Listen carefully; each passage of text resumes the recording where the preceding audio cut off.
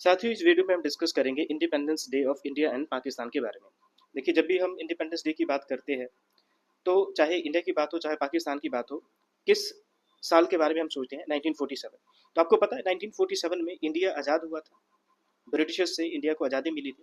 और उसी साल एक नया देश इंडिया से सेपरेट होके, इंडिया से अलग होके एक नया देश आपको वर्ल्ड मैप पर देखने को मिला था और उस देश का नाम था पाकिस्तान। तो इस वीडियो में हम डिटेल में समझेंगे कि ये जो इंडिपेंडेंस डे की कंट्रोवर्सी है ये आखिर है क्या। आखिरकार इंडिया 15 अगस्त को क्यों इंडिपेंडेंस डे सेलिब्रेट करता है और पाकिस्तान क्यों 14 अगस्त को इंडिपेंडेंस डे सेलिब्रेट करता है। तो चलिए इस पूरे स्टोरी को समझते हैं।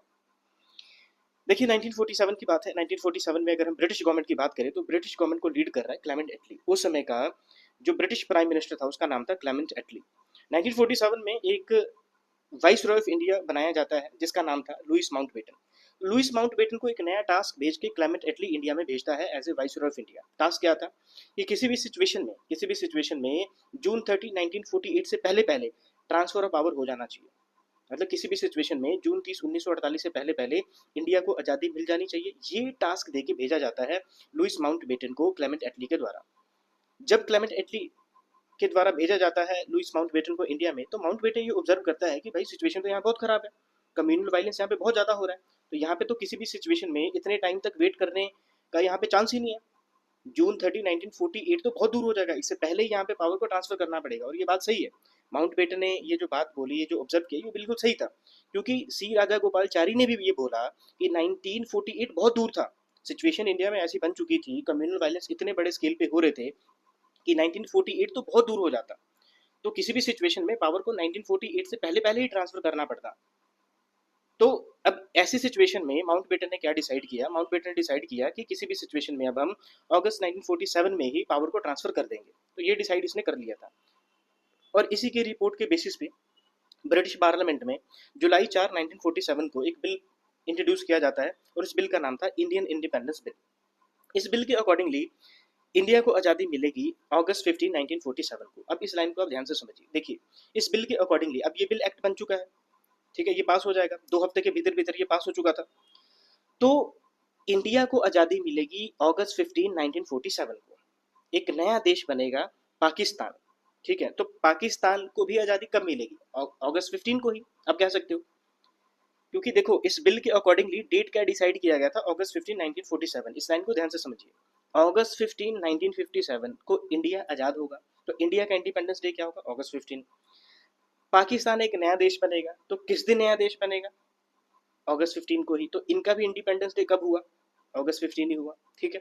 अब इस बिल में इन्होंने ये भी लिखा कि किसी भी सिचुएशन में ये जो बॉर्डर से रिलेटेड इन्फॉर्मेशन है इसको हम अगस्त 17 से पहले पहले पब्लिक नहीं करेंगे, क्योंकि कम्युनल वायलेंस जो है ये बहुत ज़्यादा एस्केलेट हो सकता है, ठीक है। ये तो बात की कहानी है, ये हमारे किसी काम का नहीं है।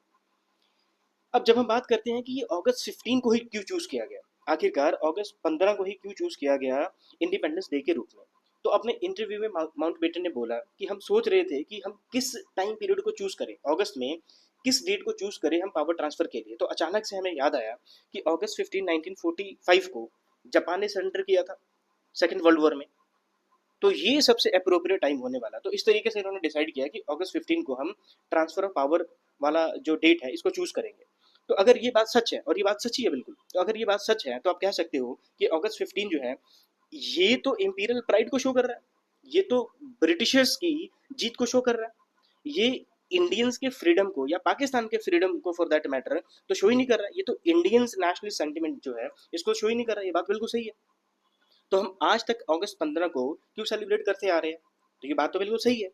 लेकिन अब ये है हिस्टोरिकल रॉन्ग। देखो, चाहिए ये था कि जब इंडिया आज़ाद हुआ था तो 1948 से हमें 26 जैन को सेलिब्रेट किया जाना चाहिए था इंडिपेंडेंस डे, क्योंकि हम 26 जैन जो था इसको 1930 से सेलिब्रेट करते आ रहे थे एज ए पूर्ण स्वराज डे। तो सेलिब्रेट तो हमें 1948 से शुरू करना चाहिए था, अब शुरू किया नहीं। तो अभी हिस्टोरिकल रॉन्ग को करेक्ट करने की अभी जरूरत नहीं है, ये पहले कर दिया जाना चाहिए था। तो ये है स्टोरी सारी, ठीक है। इसके बारे में हमें पता होना चाहिए। अब सवाल है कि पाकिस्तान आखिरकार अगस्त 14 को क्यों इंडिपेंडेंस डे सेलिब्रेट करता है? क्या इनको एक दिन पहले आज़ादी मिल गई थी? तो ऐसा कुछ भी नहीं है। अगर हम बिल की बात करें, इंडियन इंडिपेंडेंस बिल जो था, जो बाद में जाके पास भी हो गया, तो उसके अकॉर्डिंगली तो आज़ादी अगस्त 15 को मिलनी थी। तो फिर पाकिस्तान को एक दिन पहले आज़ादी तो मिली नहीं, तो अगस्त 14 को ये लोग सेलिब्रेट क्यों करते हैं? तो एक तो ये पहला पॉइंट हो गया कि ये मतलब क्यों कर रहे हैं, मतलब कि लीगली इनको अगस्त 15 को ही सेलिब्रेट किया जाना चाहिए था। इंडियन इंडिपेंडेंस बिल के अकॉर्डिंगली, ठीक है, बाद में ये एक्ट बन चुका था। दूसरा अगर हम बात करें, पाकिस्तान ने जो अपना पहला स्टैंप लॉन्च किया था 1948 में, उसके अकॉर्डिंगली भी तो इन्होंने यही बोला कि पाकिस्तान का जो इंडिपेंडेंस डे है अगस्त 15 ही है। मोहम्मद अली जिन्ना ने अपनी पहली इंडिपेंडेंस स्पीच में भी तो यही बोला कि अगस्त 15 को पाकिस्तान आज़ाद हुआ है, और इंडिपेंडेंस डे जो है पाकिस्तान का वो अगस्त 15 ही है। तो यहाँ पे आपके पास तीन तीन इंस्टेंसेस है। देखो इस बिल के अकॉर्डिंगली ही तो इंडिया और पाकिस्तान बना। देखो इंडिया तो पहले से था, इंडिया नहीं बना, पाकिस्तान बना। तो इस बिल के अकॉर्डिंगली इंडिया को आज़ादी मिलनी थी अगस्त 15 को, पाकिस्तान एक नया देश बनना था अगस्त 15 को। तो ऑफिशियली तो पाकिस्तान को अगस्त 15 को ही सेलिब्रेट करना चाहिए था, और पहले स्टैम्प पे भी इन्होंने इसी डेट को एक्सेप्ट किया। मोहम्मद अली जिन्ना ने भी अगस्त 15 को ही बोला। तो ये 1948 से इन्होंने, इनके दिमाग में ऐसा क्या आ गया कि 1948 से इन्होंने 14 अगस्त को सेलिब्रेट करना चालू कर दिया। तो देखो यहाँ पे दो थ्योरीज है, दो थ्योरीज को पढ़ते हैं, फिर जो प्रैक्टिकल है वो आपको बताता हूँ कि क्या। देखो 1948 में होता क्या है कि 1948 में इन्होंने अगस्त 14 को सेलिब्रेट करना चालू कर दिया कि इंडिपेंडेंस डे जो है हमारा अगस्त 14 होगा। इसके पीछे कहानी क्या थी? तो देखो पहली कहानी ये है कि इनका ये कहना था कि माउंट बेटन ने तो हमें पावर को ट्रांसफर कर दिया था अगस्त 14 को ही, तो इसीलिए हम सेलिब्रेट कर रहे हैं अगस्त 14 को। और ये बात सही है, क्योंकि माउंट बेटन अगस्त 14 को इसने पावर ट्रांसफर कर दिया पाकिस्तान को, क्योंकि उसे टाइम पे इंडिया में भी पहुंचना था। और आप कहोगे कि इसने पहले इंडिया को क्यों नहीं पावर ट्रांसफर कर दिया? ऐसा भी तो कर सकता था, बिल्कुल कर सकता था।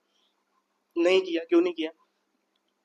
क्यों नहीं किया? क्योंकि अगर मान लो वो इंडिया में पहले पावर ट्रांसफर कर देता, तो आपको पता है कि इंडिपेंडेंस एक्ट के अकॉर्डिंगली इंडिया का जो पहला गवर्नर जनरल बनने वाला था वो लॉर्ड माउंट बेटन ही था। तो अगर मान लो वो इंडिया को पहले आज़ादी दे देता, अगर मान लो इंडिया को पहले आज़ादी दे देता, और आज़ादी देने के इमीडिएट बाद वो इंडिया का गवर्नर जनरल बन जाता। अब वो इंडिया का गवर्नर जनरल क्यों बना, ये अलग कहानी है, ये पॉलिटिकल साइंस की क्लास में हम पढ़ेंगे डिटेल में, ठीक है। लेकिन अगर आप अभी समझना चाहते हो तो समझिए। देखो जब हम बात करते हैं माउंट बेटन की, तो माउंट बेटन आपको पता है कि आज़ाद इंडिया का पहला गवर्नर जनरल बना था तो वो अंग्रेज। तो अब उसको क्यों हमने इलेक्ट कर लिया? देखो हमने उसको इसलिए अपॉइंट कर दिया क्योंकि उसके पास एक्सपीरियंस था, गवर्नमेंट को रन करने का एक एक्सपीरियंस था as a viceroy of India, क्योंकि as a viceroy of India तो वो काम कर ही रहा है, ठीक है। तो अब उसके एक्सपीरियंस को जस्ट हमने बेनिफिट लेना था, अपने बेनिफिट के लिए हमने यूटिलाइज करना था, ठीक है। तो अगर मान लो वो इंडिया को पहले आज़ादी दे देता, तो वो तो बन जाता गवर्नर जनरल ऑफ इंडिया, ठीक है। तो अगर वो गवर्नर जनरल ऑफ इंडिया बन जाता तो वो पाकिस्तान में किस बेसिस पे जाता? वो तो जाता as a governor general of India. तो गवर्नर जनरल ऑफ इंडिया कैसे पाकिस्तान को आज़ादी दे देगा? पाकिस्तान को आज़ादी देने के लिए तो ब्रिटिश का रिप्रेजेंटेटिव होना जरूरी है, तो इसलिए ये पहले चले जाता है पाकिस्तान में। अब इसने आज़ादी दे दी पाकिस्तानियों को अगस्त 14 को, पाकिस्तानियों ने सेलिब्रेट करना चालू कर दिया अगस्त 14 को ऐसे इंडिपेंडेंस डे। तो एक तो ये थ्योरी है। दूसरी थ्योरी ये है कि पाकिस्तान के लोगों का ये मानना है कि अगस्त 14 जो था ये बहुत ही ऑस्पिशियस डे था, बहुत ही होली डे था, क्योंकि ये लोग कहते थे कि 27th डे जो था, अगस्त 14 जो था ये 27th डे था ऑफ रमजान, और ये बहुत ही ऑस्पिशियस डे होता है इस्लामिक, अगर हम फेथ की अगर हम बात करें तो ये लोग कहते हैं क्योंकि अगस्त 14 बहुत ही होली डे था, होलीस्ट डे था 1947 की अगर हम बात करें, तो हमें अगस्त 14 को ही सेलिब्रेट करना चाहिए। तो ये दो थ्योरीज है। तो पहली थ्योरी क्या है? पहली थ्योरी ये है क्योंकि माउंट बेटन ने ट्रांसफर ऑफ पावर ही अगस्त 14 को कर दिया, तो इन लोगों ने उसी दिन से सेलिब्रेट करना चालू कर दिया। दूसरा, ये बहुत ही ऑस्पिशियस डे था, ठीक है, अगर इस्लामिक फेथ की बात करें तो इसलिए इन्होंने सेलिब्रेट करना चालू कर दिया। देखो ऐसा कुछ भी नहीं है, ये सब थ्योरीज है। देखो प्रैक्टिकल ये है, इंडिया की एग्जिस्टेंस तो हजारों सालों से थी, पाकिस्तान एक नया देश बना था, वहीं से राइवलरी शुरू होती है। 1948 में इन लोगों ने डिसाइड कर लिया कि अब किसी भी सिचुएशन में हमने इंडिया से आगे निकलना है, इंडिया से राइवलरी शुरू होगी, तो इंडिया से आगे निकलना है, तो सेम डेट को हम क्यों फॉलो करें, अगस्त 15 को क्यों सेलिब्रेट करें, उससे पहले हम सेलिब्रेट करते हैं। तो इन्होंने एक पहली यहाँ से शुरुआत कर दी, एक पहल कर दी कि हर चीज में हमने इंडिया से आगे निकलना है। तो बस कहानी बस इतनी सी है, ठीक है। तो मेरे ख्याल से ये टॉपिक आपको क्लियर हो चुका होगा। Thank you for watching, keep learning, keep growing. जय हिंद।